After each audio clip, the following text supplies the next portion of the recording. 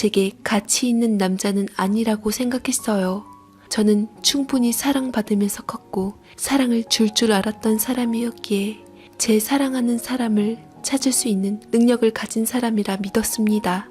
그래서 저는 사랑하는 사람을 찾게 되고 만나게 되었죠.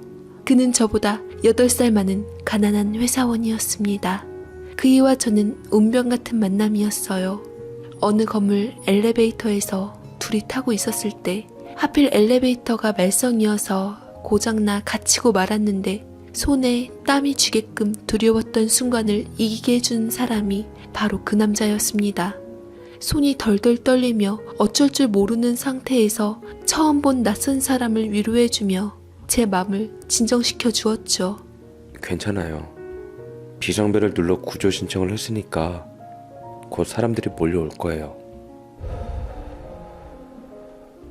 좋아요. 잘하고 있어요. 그렇게 천천히 부드럽게 심호흡을 하는 거예요. 라며 저를 다독여주는데 유난히 심장이 떨렸던 건 엘리베이터에 갇혀서 두려웠던 탓인지 아니면 제 곁에 힘이 되어주는 그 사람 때문인지 알 수가 없었지만 한 가지 확실한 건 미친 듯이 그의 곁에서 제 심장이 뛰었다는 겁니다. 그 사람 말 맞다나 얼마 안 있어 곧 구조대가 와 엘리베이터의 문이 열렸고 환한 빛을 보게 되었습니다. 그 남자 역시 그 인연으로 제게 환한 미래가 되어주리라 믿었고요. 연인이 된 우리는 마음껏 사랑하고 젊은 시간을 아름다운 사랑으로 물들였습니다. 평범한 회사원인 그는 성실하게 일했지만 많지 않은 월급으로 저를 위해 아낌없이 썼고 우리의 추억을 위해 사용했어요. 제가 받는 용돈이 그 남자의 월급보다 많았지만 그냥 그 남자가 날 위한다는 그 느낌이 좋더라고요.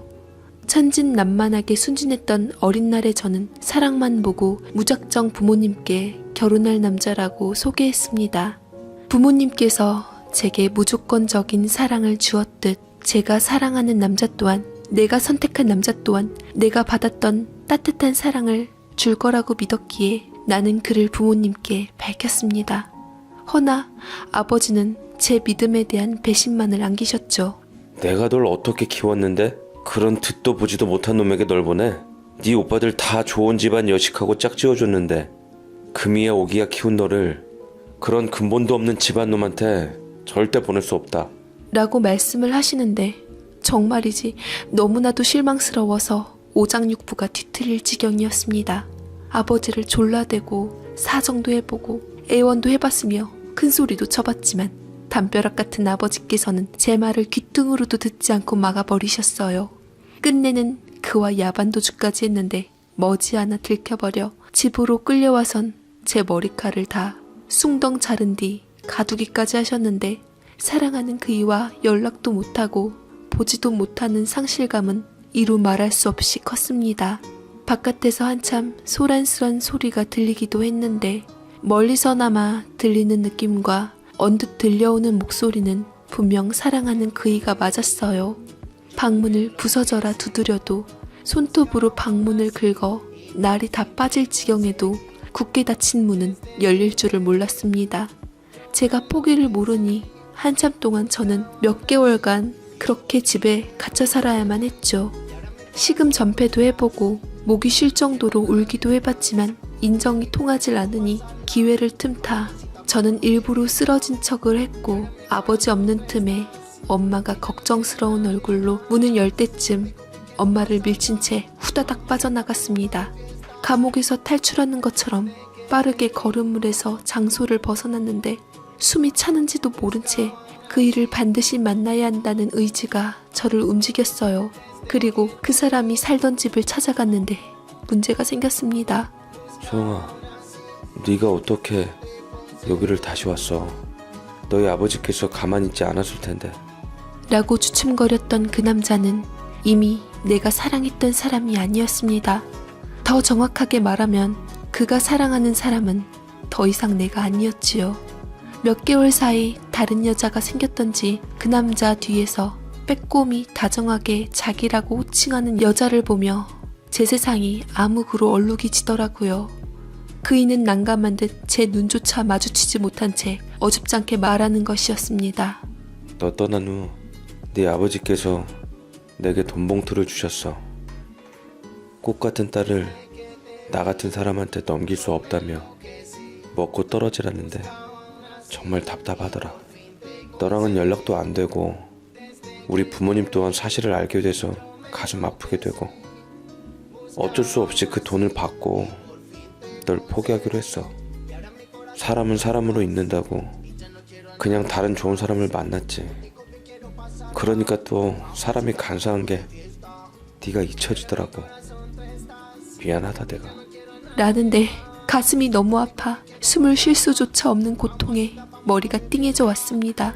상처받은 마음으로 깔끔하게 포기하고 돌아서려 하는데 그에 대한 화도 나고 분노도 느껴지고 하더라고요. 아버지가 내민 돈봉투를 받고 다른 사람을 만나서 금방 내가 잊혀진다는 것 자체가 나에 대한 사랑이 고작 그것밖에 안 됐나 싶어 저 역시 그 사람한테 미련을 두고 싶지 않았습니다. 현실을 깨닫게 되었던 거죠. 저는 집으로 돌아와 아버지께 제가 깊이 생각한 것에 대해 말씀을 드렸네요. 저 아버지랑 정해주는 남자랑 결혼할게요. 아버지께서 결혼 상대자 정해주세요. 제가 너무 철이 없고 어렸었나 봐요. 사람을 너무 몰랐던 것 같아요. 아무래도 저보다는 어른들께서 보는 안목이 좋으시니 좋은 사람 잘 정해주시겠죠. 라고 자포자기하듯 말을 하니 아버지께선 제 맘을 다진 것에 대해 만족스러운 듯 흡족하게 말씀하셨습니다. 그래, 더 좋은 사람을 만날 거다. 그런 돈 봉투를 받고 널 잊는 놈보다는 훨씬 그릇도 크고 널 아껴줄 수 있는 멋진 놈으로 애비가 네 짝 반드시 찾아줄 거야. 아무 걱정하지 말고 이제 곱디고 온 꽃 같은 내 딸로 돌아와라. 라고 하셨는데 내가 믿고 있던 사랑이 아버지에게도 하찮게 비춰지니 그간 사랑을 믿은 내 자신이 너무나 비참했고 화도 났습니다. 아버지가 정해주는 사람은 얼마나 대단하고 멋진 사람인지 오기로라도 저는 보기로 하고 아버지 말씀대로 얌전히 집에서 신부 수업하며 머리도 기르고 단장을 했죠. 그리고 아버지께선 얼마 지나지 않아 제게 어느 한 남자를 소개시켜 주었습니다. 안녕하세요. 오태정이라고 합니다. 아버지와 함께 부동산 사업을 경영하고 있고요. 참 예쁘시네요. 자신을 소개하다 제 모습에 눈을 떼지 못한 채 예쁘다고 말해주는 그 사람의 말에 저는 헛한 웃음을 짓고 말았습니다. 썩 나쁜 기분은 아니더군요. 제 앞에서 간간히 귀까지 시뻘개져서 어쩔 줄 모르는 그 사람을 보며 저는 예전 그이의 말을 떠올렸습니다. 사람은 사람으로 있는다고. 만나다 보면 전 사람이 또 잊혀져서 새로운 사람에게 사랑을 느낄 수 있다는 말에 저 역시 그 남자를 본격적으로 만나게 되었습니다. 사람도 좋고 마음씨도 좋고 외모도 나쁘지 않고 집안도 아버지가 원하는 조건에다 돈도 많으니 제 신랑감으로서 뭐 하나 흠잡을 곳은 없었죠. 그렇지만 만나면 만날수록 채워지지 않는 뭔가는 있었습니다. 허나 나쁘지 않고 살만하다는 느낌으로 저는 옛사랑에 대한 분노와 함께 결혼을 결정했어요. 그러나 양가 부모님의 상견례를 시작으로 본격적인 결혼 준비에 나서려고 했을 때 문제가 터져버리고 말았습니다. 결혼 준비하면서 지치고 유달리 피곤했는데 제가 무심코 넘긴 탓에 길거리에 쓰러지고 말았던 거였어요. 다행히 친정엄마가 곁에 있어 병원에 옮겨지게 되었는데 정신이 들은 제게 엄마는 사색이 되어서 씩씩거리며 반쯤 울먹이는 상태로 토해내더라고요. 어쩌려고 해 이거사. 너 임신 6개월이란다. 어쩐지 요새 배가 좀 나왔다고 생각했는데 그게 임신배일 줄이야. 너 이 몸을 해가지고서 결혼을 하려고 했어? 집안 망신시키려고 작정을 했지. 너 때문에 아주 피가 마르는 것 같아. 네 인생 망친 그놈도 너 임신한 거 알고 있든? 내 귀한 딸 신세 망친 거 네 아버지한테 알려서 아주 그놈도 아작을 내줄 거야. 내가 임신이라고요? 아둔하고 멍청한 저는 제 몸에 이상이 생긴지도 모르고 달달이하는 마법이 끊긴 줄도 모른 채 제 일에만 집중하고 있었던 거예요. 우습게도 흔한 입덧이나 구역감, 소화불량 한 번 없이 뱃속 제 아이가 6개월을 향해 가고 있었습니다. 첫사랑의 흔적이었지요. 태동도 그맘때쯤 분명히 있었을 텐데 뱃속 아이는 소리 소문 없이 너무나도 조용하게 행여 존재가 발각되면 무슨 일이라도 당할까 겁이 났던지 고요하게 자라고 있었던 거예요. 이미 시기를 놓쳐버려 저는 아이를 낳아야 하는 일에 직면했고 결혼을 앞둔 저는 절망했습니다. 엄마에게 말씀을 들었던지 아버지는 절 잡아 쥐 틀어놓을 기세로 난리가 나셨습니다. 하지만 곧 이성을 찾으시고 제게 다짐하듯 말씀하시더군요. 요즘 세상에 결혼 전 연애 한 번 안 한 사람이 어디 있더냐. 그냥 모르게끔만 하면 되니까 시집 가거라. 나머지 일은 애비가 알아서 다 할 테니 마음 독하게 먹어라. 양심상 예단비로 더 넣어줄 테니 넌 그냥 잠자코 애비가 시키는 대로 하면 된다. 모든 것은 내가 다 책임지겠다. 아버지는 뻔뻔스럽게도 다른 남자의 아이를 가진 저를 어떻게든 그 집에 시집 보낼 궁리를 하시고 계셨습니다. 아이를 낳은 후 결혼을 시키겠다는 계략을 꾸미셨는데 저는 차마 그럴 수 없다고 인간으로는 절대로 못할 짓이라며 오열하다가 이성을 잃은 아버지의 화를 자초했습니다. 그렇게 화를 내고 냉정한 아버지의 모습은 처음이었어요. 시간을 벌기 위해 아버지께선 저를 결혼 전에 마지막으로 외국에 있는 숙모네 여행을 보내겠다고 하고선 말도 안 되는 변명을 지어낸 채 결혼을 미룬 후 예비신랑이랑 떨어뜨려 놨습니다. 아쉬운 마음으로 공항까지 마중 나갔던 예비신랑을 우롱한 채 저는 뒷길로 빠져나와 택시를 타고 집으로 갔죠. 그리고 저는 뱃속에 품은 아이를 낳기 위해 집에만 있어야 했습니다.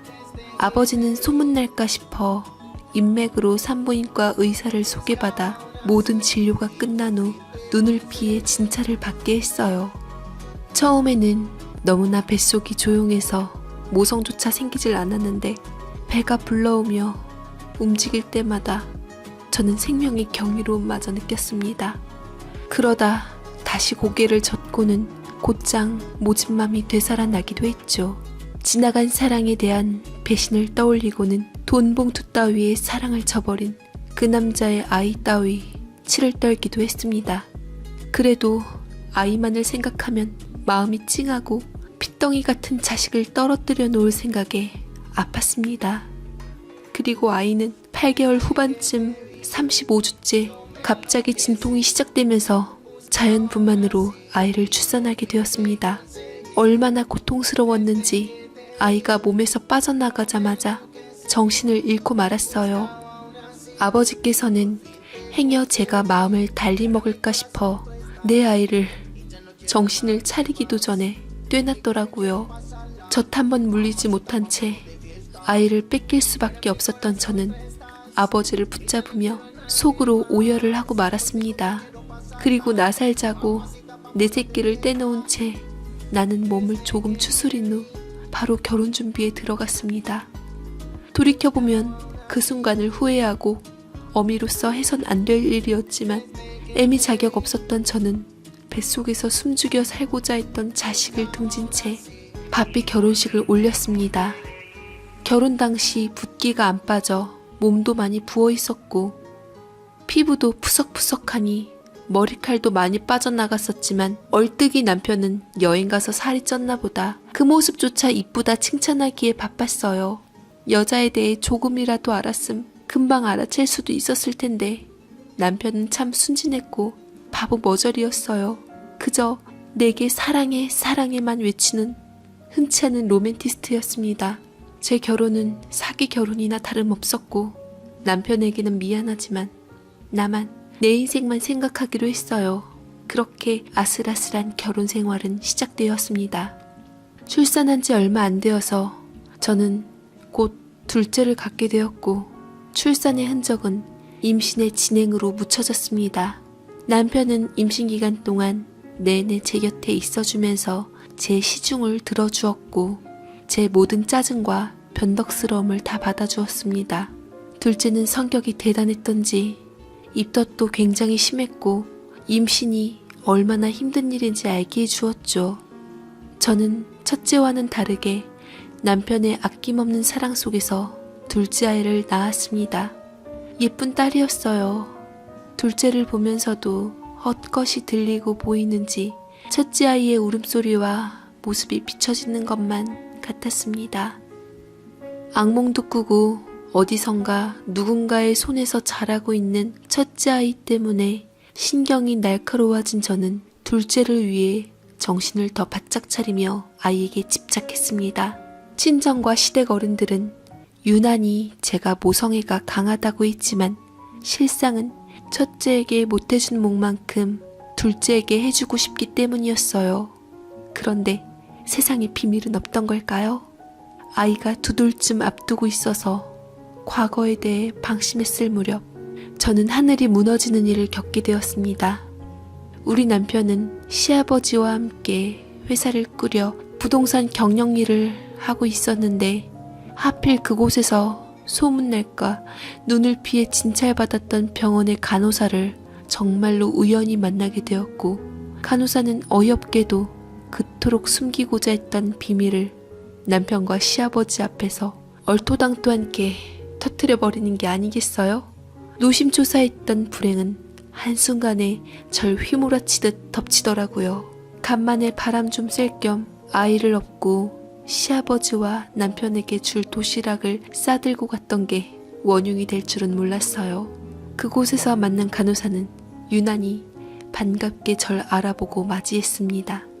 어머, 벌써 둘째를 낳으셨어요? 아기를 낳은 지 얼마나 되셨다고 벌써 둘째를 가지신대요? 참 금슬이 좋으신가 봐요. 쌍둥이보다 힘든 게 연년생이라던데 남편분께서 참 잘하셔야 할 것 같아요. 의사가 따로 귀뜸을 안 해주었던지 간호사는 제게 헛소리를 짓거리기 시작하더군요. 그게 무슨 말씀이신지 다른 사람과 착각하신 것 아니에요? 우리 아이는 딸아이 하나밖에 없어요. 라고 쎄해진 느낌으로 간결하게 얘기하는 남편의 말에 수긍하기 힘들듯 눈치 없이 토를 닫는 바람에 저는 속이 끓어 타오를 것 같았고 사람 잘못 봤다며 계속 오리발을 내미는 수밖에 없었습니다. 저는 일단 상황을 대강 무마시킨 뒤 다른 사람들의 시선을 피해 절 물고 늘어지는 그 여자에게 모른 척 해달라며 주머니에 돈까지 찔러주었습니다. 그런데 그것 또한 남편의 누나에게 들켜 위기의 순간을 또 맞이하고 말았죠. 말 많은 신우는 곧장 그 얘기를 시댁에게 일러 바쳤고 증거 또한 카메라 동영상으로 남겨놓았습니다. 제 능숙치 못한 거짓말과 수상한 움직임을 감지한 시아버지는 남편처럼 물은 사람은 아니었던지라 적당하게 넘어가 주시질 않으시더군요. 시아버지는 예산일이 아니라고 생각했던지 어느 날 절 부르시고는 남편을 밖으로 내보내었습니다. 문을 잠근 후 저를 앉으시고는 예리한 눈초리를 가늘게 뜨시더군요. 침묵으로 저를 계속 보시기만 하시다가 몰아붙이시기 시작했습니다. 솔직하게 말해보거라. 널 볼 때마다 실은 내내 느낌이 쎄하긴 했어. 그 간호사가 너한테 허튼 소리를 하는 것 같진 않았다는 예감이 드는데 결혼식 날 다른 친척들이 널 보고 우스갯소리로 잔뜩 부은 게 애 낳은 지 얼마 안 된 것 같은 모양새라고 해서 새색 씨한테 못하는 말이 없다고 내가 크게 한 소리를 해줬다. 하지만 내내 목에 가시가 걸린 것처럼 신경이 쓰이더구나. 아버님, 제게 대체 무슨 말을 듣고 싶으신 건데요? 아버님 말씀은 제가 애라도 낳았다는 건가요? 얼굴 두껍게 낯짝 깔고 저는 아버님께 모르는 척 대들었습니다. 시아버지는 그런 제가 가소롭다는 듯 치를 떠시더군요. 마치 저에 대해 뼛속까지 다 알고 있는 듯해 보이는 특유의 자신만만함이 있었더랬죠. 본능적으로 온몸이 서늘해져 왔습니다. 아니나 다를까 제 감이 맞더군요. 너를 볼 때마다 꺼림칙해서 차라리 속 편하게 네 뒷조사를 해보고 말지 싶어 사람을 써봤다. 우리 아들 외에는 남자를 만나본 적도 없다던 네가 버젓이 애인이 있었다고 하더구나. 결혼 전 연애 한 번 안 해본 사람 없고 그 이상 뭐가 나오진 않아서 잘 살고 있는 우리 아들 가정 괜히 나서 분란 일으키고 싶지 않아 그 이상은 안 캐려고 애써 모른 척하고 있었건만 세상에 애까지 있었다니. 병원 진료 기록조차 없는 걸 보면 아주 단단히 우리를 속이려고 했던 게 분명하고 이렇게 깔끔하게 처리한 걸 보면 네 재주를 넘어서 네 친정이 엮여 있겠구나 싶다. 내 얘기 들으니 마음이 어떠냐? 네가 그나마 양심이 있다면 내 말에 대해 솔직하게 얘기해 주는 게 도리가 아니겠냐? 라며 시아버지께서는 분노를 깊이 다스리신 후 참을인자를 몇 번이나 새기신 것처럼 태도를 취하셨습니다. 일이 이렇게까지 되니 저도 어찌해야 할지 모르겠더라고요. 머리가 새하얘졌습니다. 이미 다 알아본 사람을 속여봤자 들통날 거짓말에서 무슨 의미가 있나 싶었고 저는 아이를 안고 체념한 채 미련하게 바보처럼 시아버지에게 넘어가 친정아버지에 관한 것까지 모두 털어놓기에 이르렀습니다. 아버지 탓을 하려던 건 아니었지만 저도 모르게 아버지의 원망이 섞여 들어가기도 했죠. 시아버지께서는 철두철미하게 제 말을 몰래 녹음까지 한 후 당장에 그것을 친정아버지에게 찾아가 들이밀었습니다. 사연에 차마 담지 못할 온갖 모욕을 쏟아부으셨죠. 친정아버지께서 역시 끝까지 발뺌하시다가 결국 제가 아이를 낳았다는 것에 인정하시고 실토하신 후 무릎을 꿇으시고 말았습니다. 시아버지뿐만 아니라 모든 가족이 있는 앞에서 아버지는 딸년으로 인한 죄인이 되셨습니다. 아버지가 미웠고 아버지를 원망한 적이 많았지만 시아버지 앞에서 무릎 꿇고 있는 모습을 보자니 저 또한 버티기가 힘들더군요. 뒤늦게 남편이 시누이에게 모든 사실을 듣고 저희 집을 찾아왔고 제가 전 사람 사이에 아이를 낳고 져버렸다는 것을 알고 난 후 남편은 벙쪄서 배신감에 부들부들 떨기 시작했습니다. 나밖에 모르는 착하고 자상한 남편은 억장이 무너진 듯 그 자리에서 가슴을 쥐어짜며 울음을 터뜨렸고 두 집안은 한바탕 초토화가 되고 말았습니다.